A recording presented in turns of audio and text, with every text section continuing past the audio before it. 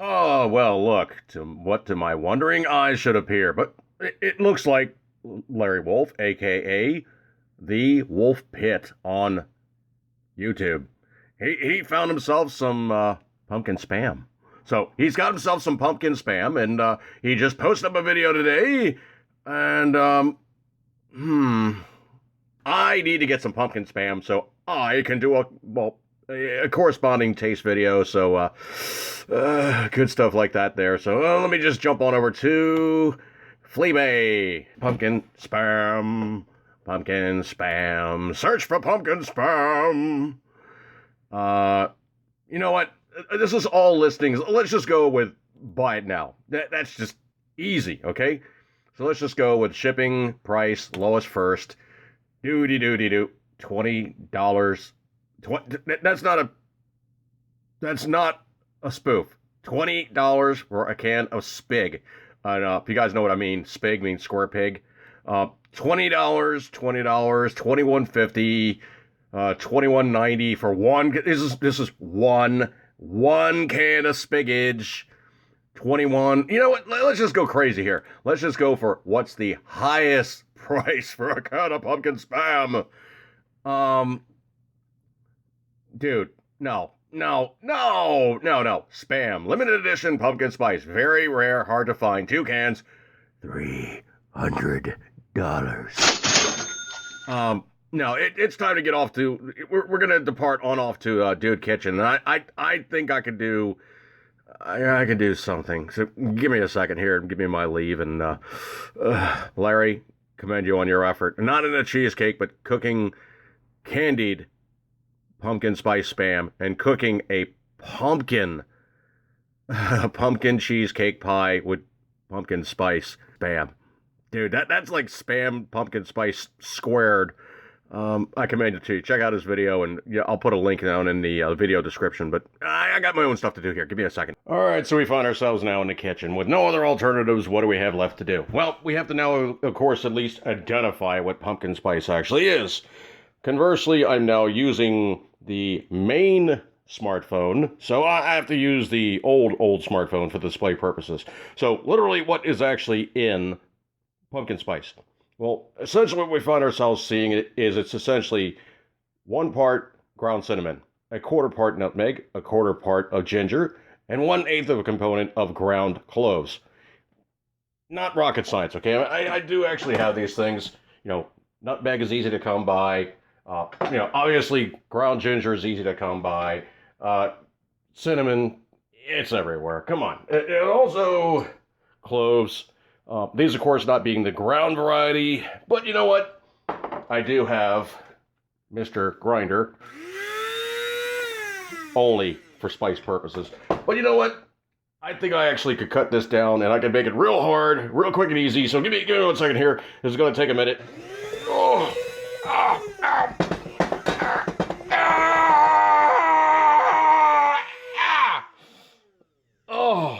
Oh, that was so hard. I went to the store and bought some. Okay, so let's see what's in here. Essentially, ingredients, they don't even tell you what is in here. They just simply say, okay, it's cinnamon, nutmeg, allspice, and ginger. Okay, come on, it's not rocket science, all right? Sniff check.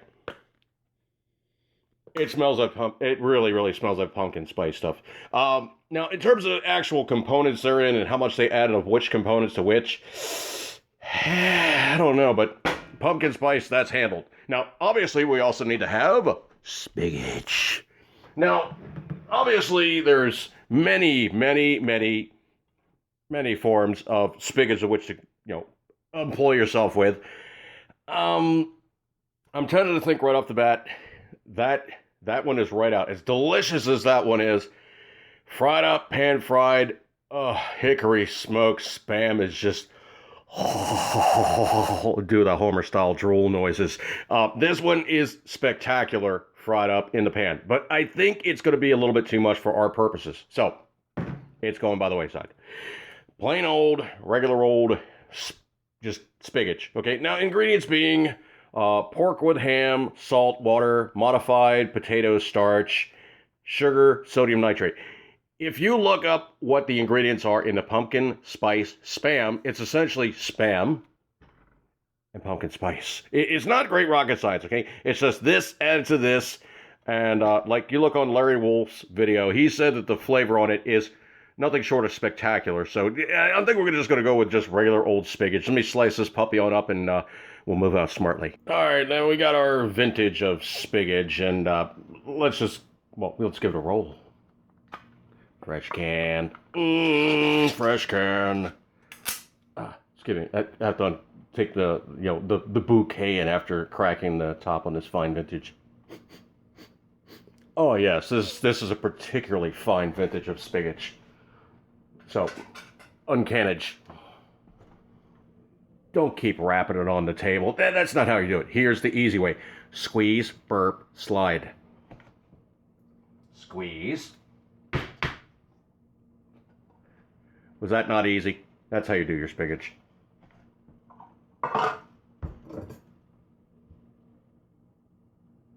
Now I'm doing, I think I'm going to do 1/4-inch slices just to be on the safe side. Some for later. Let me see what I got here. 4 slices of this, 4 slices, one more. Tiggy's being obnoxious because he's underfoot. Yeah, that's nice. Bye, Tiggy. All right. That can just go into the fridge. But I'm going to need another added ingredient, but, you guys will see what I'm up to. All right, so we have our spigage now done. Now, classically, if you're going to do a musubi, there is a saute that is done on the Spam. This is full-on hardcore Hawaiian cooking, okay? What you do for musubi is you have the Spam, read like that item there, in a saute pan or just usually like electric countertop fry pan kind of setup. It's not great science. And usually what they do is they add mirin, or in this case, aji mirin, which is basically just like a fortified sweet cooking wine. It's really, really mild stuff. And to that they add soy sauce. Now, I'm not going to go that route. I think what I'm going to do is I'm going to use a little bit more, shall we say, elevated cooking. And I'm going to be using a Riesling, this one, of course, being Chateau Ste. Michelle, which is pretty much the Budweiser of Riesling. Everybody has this stuff. You go into the store, it's like a $12 bottle of wine. If you go into the restaurant, it's like a $36 bottle of wine. Yeah, ow. It's very nice to cook with. To me, it's a little bit on the dry side. So, got that going on. And yeah, I said I wasn't going to do this, but you know what? Just for fun and grins, just a splash. Maybe about a teaspoon worth of soy sauce. Now, to this, I'm now going to boot my temperature up, maybe just a little bit. I want to get it kind of like boilage. And of course, we're now going to put our spigage into said pan. So this is going to be my version. Okay, so spiggity. And it smells. You can smell this immediately. That has all those wonderful fruity things coming off the great component of the wine, and all that lovely fruitiness and whatnot. So let me throw some of this stuff on there and see what we got. So number one, that's going to be my control.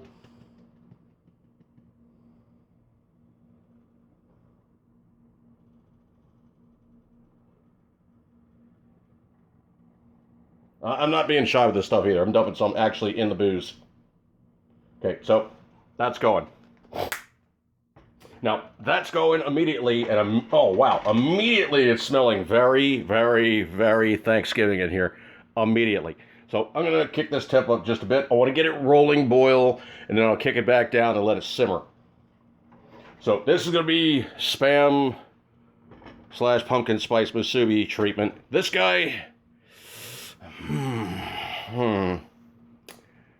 That one's going to be a little bit more different. Okay, let's just see. How would I do this? That's going to be more Larry. Let's see. What would I do? I know. I would probably candy it. So first and foremost, we need some butter. some butter. A healthy quantity of butter. And butter is now, well, melting.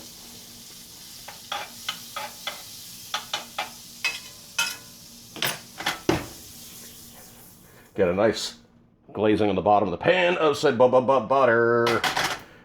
And I'm going to cheat things just a little bit.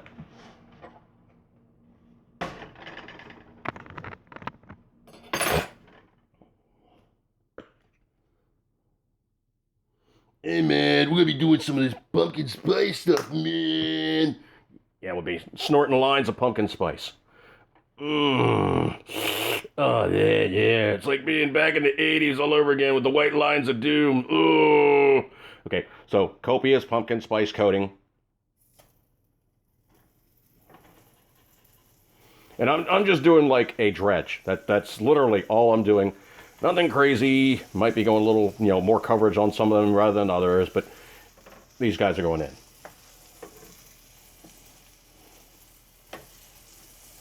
And I'm doing just a dry, well, whatever moisture's on here is what's holding it on, okay? Just a spiggage dredge. Spig dredge. I'm dredging for spiggage. A little bit more on you. Okay. You want to get ample coverage, because I want to get this thing really spiggage pumpkin spice style. And also, you saw this big hawking container's like $5, man. I can go down the street and get more, okay? It's like a local family grocery store. Place has been around forever. Really decent deli counter. It's the place, okay? It is literally the place in my area of Baltimore. You ask anybody what Gershbeck's is, and they'll know what you're talking about, okay? Not shilling for them, just telling you the name of the place. So, last piece of spiggage. Okay, let me wash my pumpkin spice hands and turn that one down just a touch. Smells so festive in here now. Oh. Okay, so they're doing their thing. Like I said with this one, I'm going to drop the heat down just a little bit. I just wanted to get it kicking up, so drop down my heat by half. If it's looking a little too dry, I might throw a little bit more of that Riesling in there, just, for good measure. Or bad measure. I don't know. I'm not going to measure. I'm just going to dump it in there. All right, we'll be pause on this one, get a little bit more brownage, and I'll fire it back up. Give me a sec. There's a huge disparity between the two cooking styles. The frying, obviously, is going much, much faster than the saute. I'm thinking these guys have pretty much reached a point of flippage, but I'm going to give it about another minute or so, and we'll move on from there. Truthfully, this is probably going to be a longer, much, much longer cook. I mean, also, truthfully, when you see the musubi, it's literally actually almost submerged. I'm doing about halfway up because I don't feel like dumping about almost a whole bottle of Riesling in there because I did actually want to drink some later, but that's just me. But, so stand by on that one, and we'll do a flip, and I'll show you what it looks like on the other side. All right, it is definitely time to flip these guys. So I could do a, like spatula, but I'm not going to do that. Tongs are just going to be easier. So, flippy. Yep. Good sear. Sounds right. I don't know what this pan's going to be like left to cleaning up afterwards, but, oh well. That's why you basically just let it soak. I mean, it is Teflon, but still, even Teflon can get crap to stick to it, and it's going to cook some more. All right, against my better judgment, I'm just going to flip these guys just because I'm mostly just getting bored looking at them.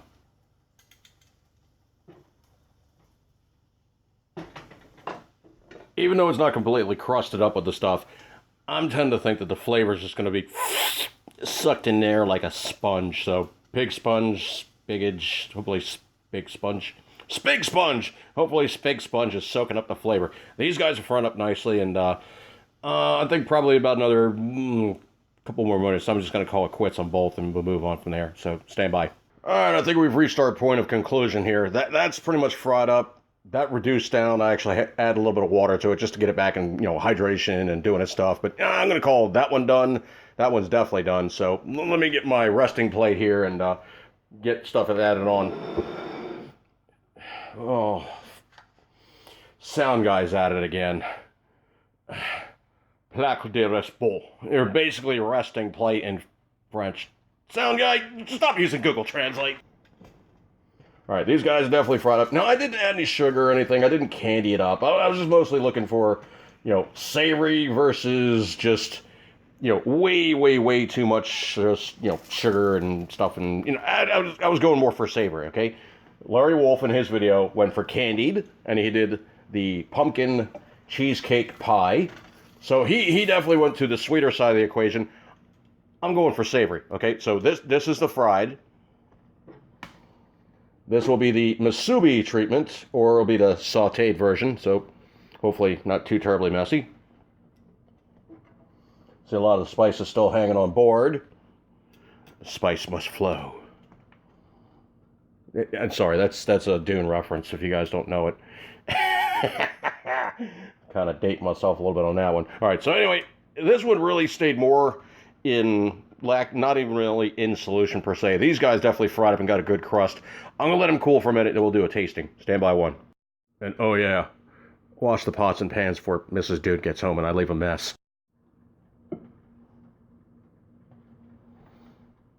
All right, now I'm not a huge wine drinker, but I know what I like, and I prefer Rieslings. I like the German Rieslings. Enniskillen being a Canadian one, I don't mind too much. I'm just gonna do a little snort here, merely as a palate cleanser. Okay, so I got my Riesling. Excuse me, I gotta check and see if it's still fresh. Tastes like Chateau Saint Michelle. Okay, so. Let's go with the fried one first, just to be a little crazy here. All right, so I'm going with one of the crispier ones. Obviously, there's a lot of spice still stuck all over this. Yeah, I know there's a little bit of a bare patch, but this thing is inundated with pumpkin spice. I commend it to you. Oh.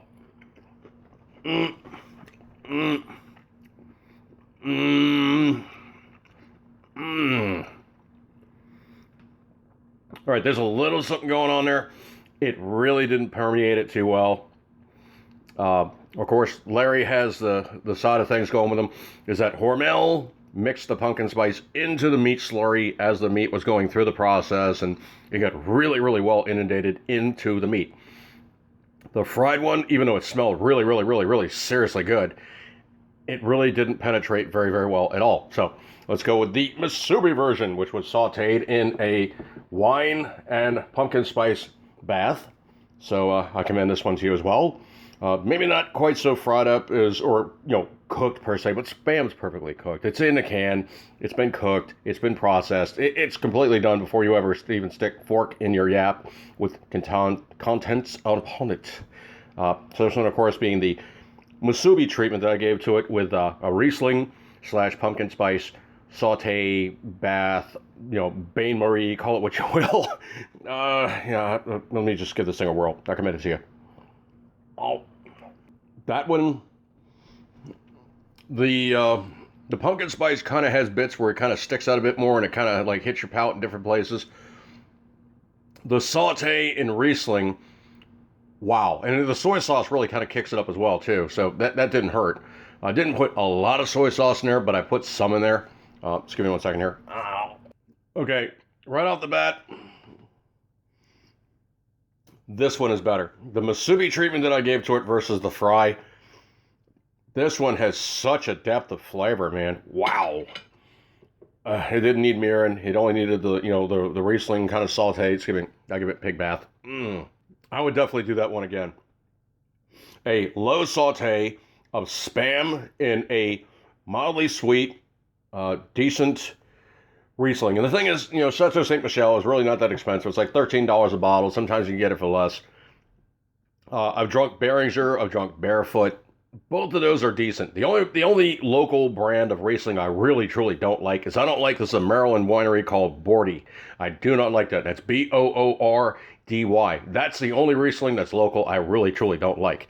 Of course, Chateau Saint Michelle is obviously a Riesling from Columbia Valley, so it's also United States, but this one's not too terrible bad. I mean, this one is, you can find it anywhere. As a matter of fact, you could find this, like when we did the last cruise, it was actually on the wine list. Chateau Saint Michelle is the Budweiser of Rieslings. You find this stuff everywhere. But it's like a $12 or $13 bottle in the store. In the restaurant, it's like a $36 bottle. Don't do that to yourself. Drink something else, okay? Don't bone yourself for wine prices in a restaurant. Now, granted, this is still fried Spam, so I'm still going to eat it, but hands down, that saute that I did with the musubi style is the winner. It's still fried Spam, but the musubi version wins. Larry, thank you so much for your video. This is an answering video. Pumpkin spice Spam. Make it on your own. You guys know what to do. Saute your stuff in wine. Good times. Catch you guys later. Have a good one. Eat your kids and as always, you know what, you love it. Like I usually say, catch you guys later and have a good day. See you guys.